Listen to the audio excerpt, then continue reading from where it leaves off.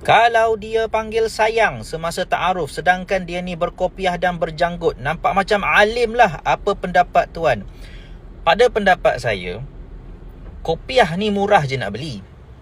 Janggut pula, dia tak payah siram pun, you biar je dia tumbuh lah. Tapi akhlak tu yang mahal.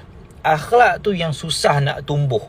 So jangan tengok janggut dia, jangan tengok dia punya kopiah dia, tapi tengoklah dia punya akhlak dia. So apabila seseorang itu sudah pun melanggar batasan pergaulan lelaki perempuan, itu adalah isu akhlak.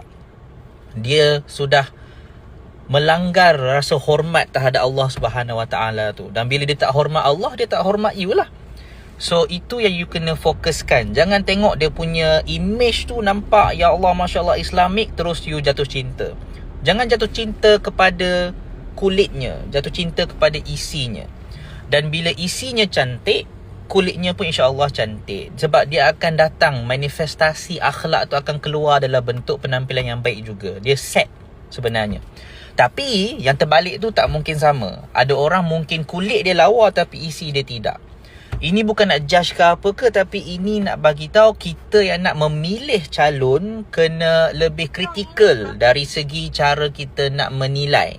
Okey? Dan penilaian ini penting untuk kita nak kahwin, sebab kita bukan sekadar nak pilih kita punya suami, kita punya isteri, tapi kita juga memilih bakal bapa dan bakal ibu kepada anak-anak kita. So, kalau you fikir jika lelaki ini jadi bapa kepada anak-anak aku, nak ke ini menjadi contoh untuk anak-anak aku ikut?